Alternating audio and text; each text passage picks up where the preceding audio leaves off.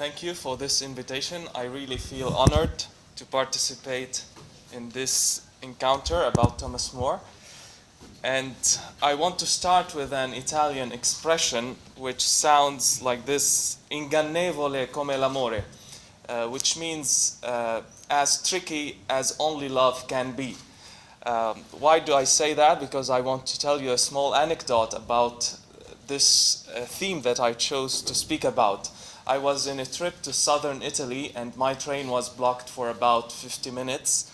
And during that time I read the email of Professor Alam about this encounter and about the themes that were there. So I was reading C.S. Lewis, Four Loves, and I was preparing a course at the Theresianum University on the theology of love to follow the year of mercy.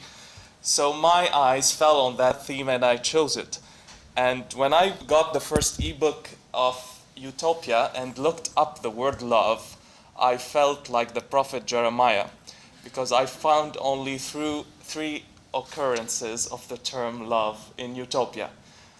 But this adventure, after one or two reads of the book, brought a huge amount of ideas and notes, which I will not be giving you today, because since we cannot be exhaustive on the theme of love on 20 minutes, I will try at least not to exhaust you. That's why I've chosen to make a little hermeneutical presentation and to present 4 points. Now, we will see if I will manage to present all the 4 of them. But anyway, I will mention these 4 points, so in case I don't present them, you can imagine them and find them out in the book. So the themes are love as Utopia and Utopia, love and justice, self, love and pleasure, and love of God. So starting with the hermeneutical introduction, I want to point out one of the first questions that came to me and myself when we were reading this book, because it drives you crazy. Like, you want to see, is this man serious, or is he trying to make fool out of all of us? So the normal hermeneutical distance between a text and its author and a text and its reader has a third supplement with Thomas More, because he himself takes the distance from his text. Like you can read in many points of his book, he writes to Peter Gills, "My job was simply to write down what I have heard." He's taking distance. So the first question that a normal person might ask when he reads Utopia, does Utopia express More's opinion? And I will start from the name of Raphael, his name and family name. Raphael Hythlodeus. It is a name in 2 words. We have 3 languages. Hebrew, God helps, God heals. Hythlos, which means nonsense. And Deus, God. So God heals through the nonsense of God. And this should say it too long. And actually, during the book, you see too little More, and most of it is from Raphael. And More himself says, I cannot agree with everything that he said. And in another place, while Raphael was telling us all this, I kept thinking of various objections. And he thought in many cases, I quote, that what he was saying was perfectly ridiculous. So what I guess he was doing is what a philosopher would do. He wouldn't give you his thoughts. He would push you to think. And I think what More is doing here about the theme of love is one of the most, I won't use the superlative, but a strong incentive to think. What is the nature of love that this philosopher and Christian is prospecting? So I will start with the first question. Love as Utopia and Utopia.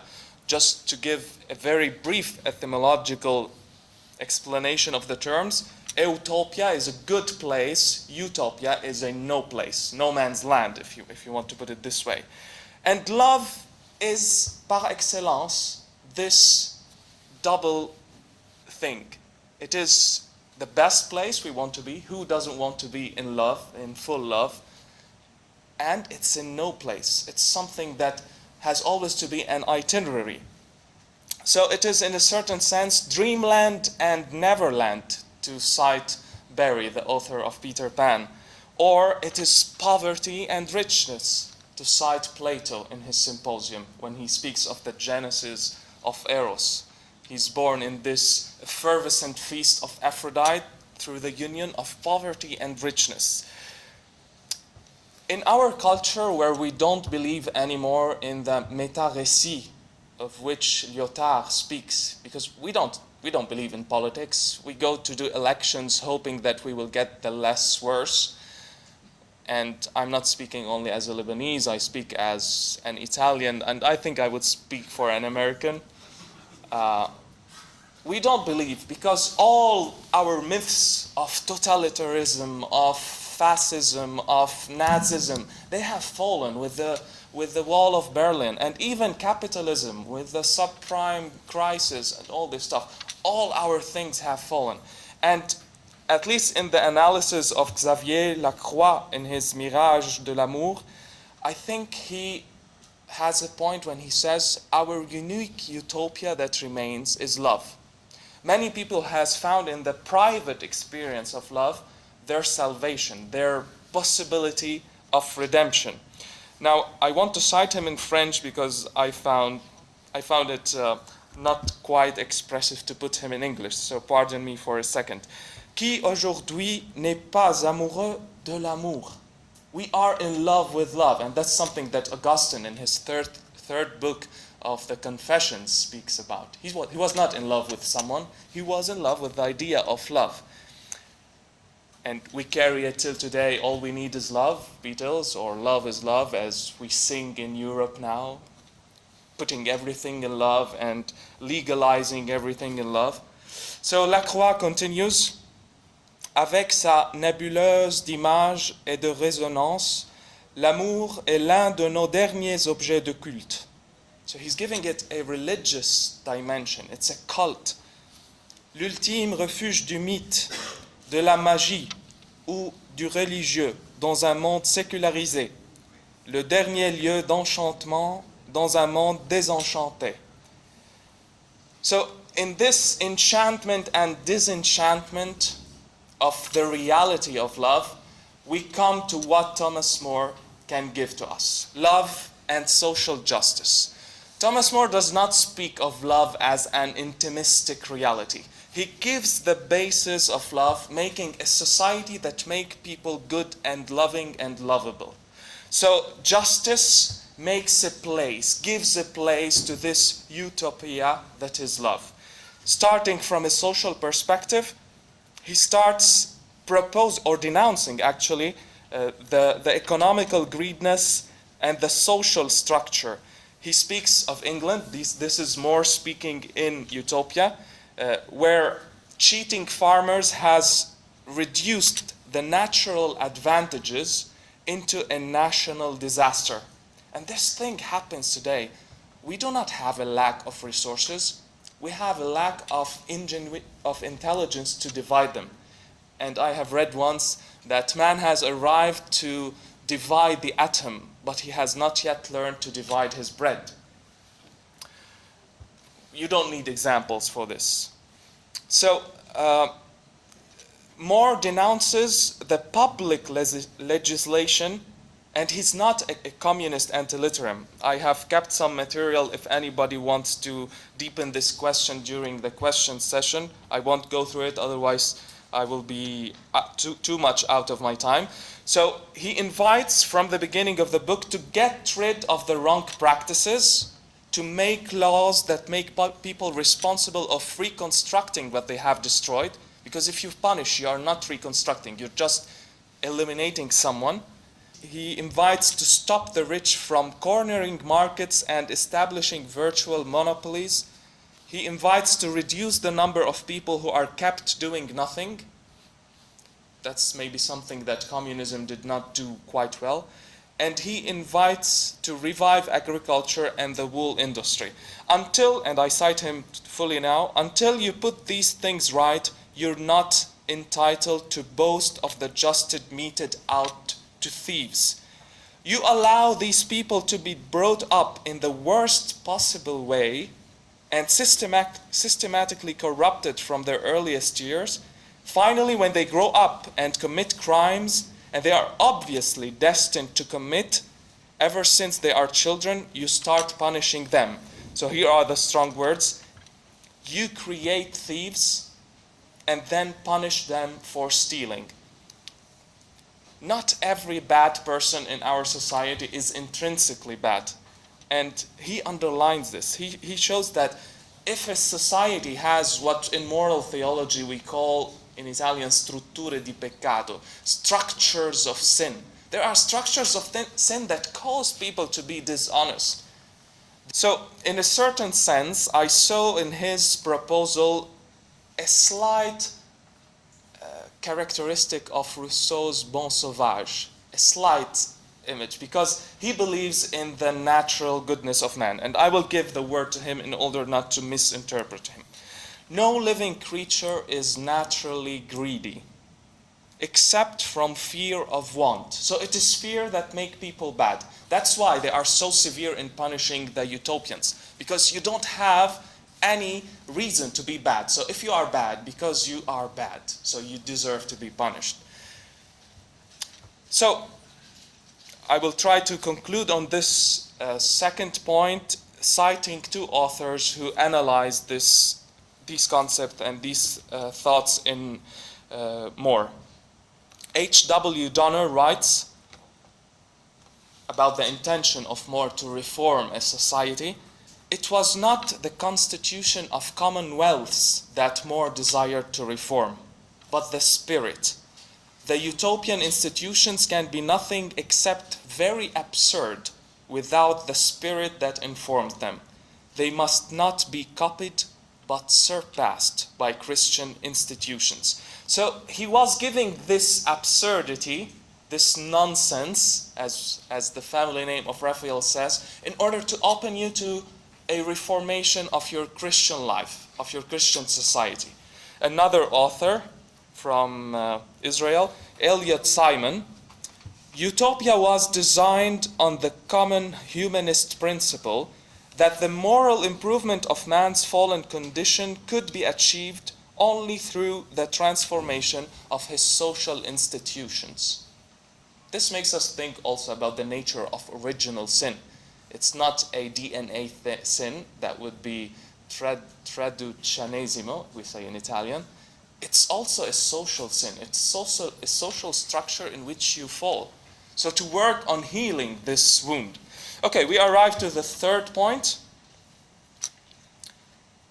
Now I entitled it with two more expressive words than self-love and pleasure. But I said before pleasure to keep someone at least for the third point. Eudaimonia and philautia.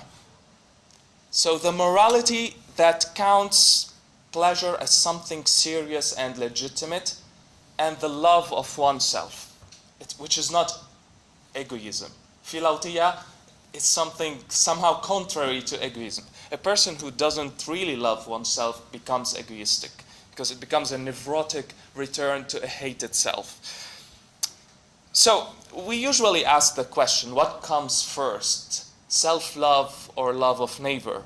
And I have heard some very low IQ homilies about the commandment, love your neighbor as yourself. And more or less, I'm not doing a caricature, they were giving this expression. You have to love yourself. Fill yourself with attention. Give yourself all it needs.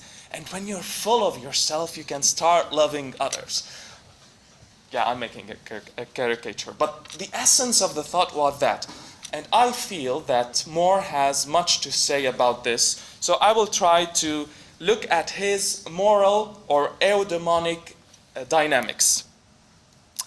When he speaks about virtues in the utopians, he connects it with pleasure. virtue and pleasure cannot be separated. You cannot be good because it is so. You want to be good because there is something good out of it. There is a fruit you can take out of it. And he speaks of human happiness as the chief subject of discussion of the Utopians. How to be happy. This is the first question. St. Augustine, when he says, if you meet a Roman and a Greek and you ask them, do you want to be a soldier? One might say yes, one might say no. But if you ask them, do you want to be happy? Everybody in every language will want it, because they have a reminiscence of this happiness. Now he connects it to other themes which we do not want to develop here. Now, before continuing with what More says, if I saw in his social vision a bit of Rousseau, I see in his moral vision a bit of Kant. And he's always anticipating these people by 200 years, okay? So he's not plagiarizing them. At least at the maximum, they are doing it. Because I saw at least two of the principles, if not all of them, of Kant in his writings. So he speaks of, you know that Kant speaks of three principles of morality that you just have to presuppose because you cannot prove them, and they are the immortality of the soul, the existence of God, and our freedom.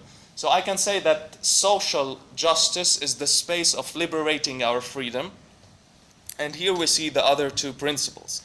And I'm quoting literally. The first principle is that every soul is immortal and was created by a kind God who meant it to be happy. The second is that we shall be rewarded or punished in the next world for our good or bad behavior.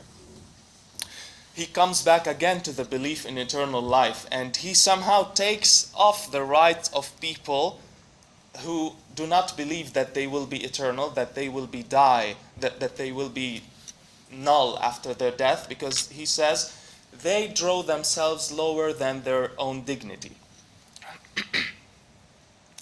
So, speaking of pleasure, he is so clear. It's not the hedonistic, silly quest of pleasure. He gives important principles for that. He subdivides pleasures into different categories.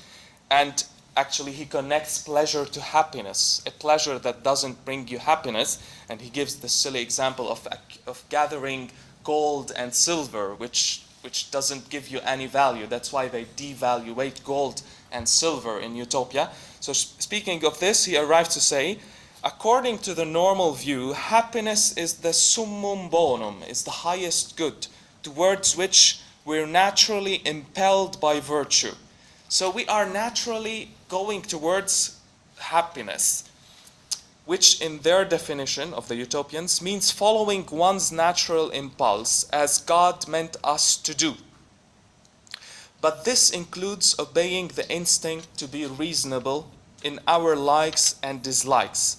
And reason also teaches us first to love and revere Almighty God, to whom we owe our existence and our potentiality for happiness. So he starts connecting this quest of the good of happiness with the summum bonum, with God himself. But before hopping into the argument of God, I will just say 2 or 3 points here to answer the first question I posed in this third and before the last point. So what comes first, self-love or the love of the other? Analyzing the word philautia, which is the contrary of egoism, it is a sort of a friendship with oneself. Philos, la philia is the love of friendship. So a philautos is paradoxically a non-egoistic person, because he's a person who knows what is good for him, knows his real good, and persecutes it. So, in a certain sense, More invites people, and that would be too long to quote, so I will just paraphrase it. He invites people, first of all, to see that you have the right to be happy. You have to work on your happiness, because an ascetic would contradict himself, because he would want everybody to be happy, but he himself deprive himself of happiness. And More says, is the quest of pleasure good or bad? If it's bad, don't give it to other. If it's good, why deprive yourself from it? So there is this positive look at creation, this first chapter of Genesis vision of Tov, 7 times repeated. It is good and beautiful. He writes, you have a duty to yourself as well as to your neighbor. And in a certain sense, from what he expresses, he's saying this: if you want to get happiness, give happiness. There is more joy in giving than receiving. He doesn't quote the gospel, but you can see this in his writing. And he sees all of this from a natural point of view. He says, nature wants us to help one another to enjoy life.